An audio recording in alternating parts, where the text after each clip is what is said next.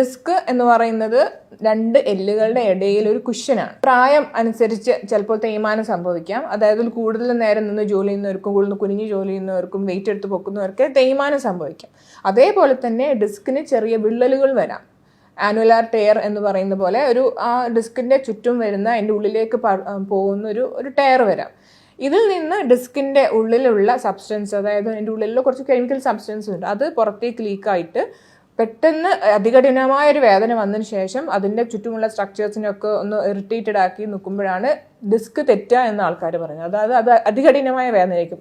രോഗിക്ക് കിടന്ന കിടപ്പിൽ നിന്ന് ഒന്ന് ചെരിഞ്ഞു കിടക്കാനോ എഴുന്നേറ്റ് നിൽക്കാനോ സ്വന്തം കാര്യം ചെയ്യാൻ പോലും പറ്റാത്ത അത്രയും അതികഠിനമായ ഒരു വേദനയായിട്ടായിരിക്കും അനുഭവപ്പെടുക.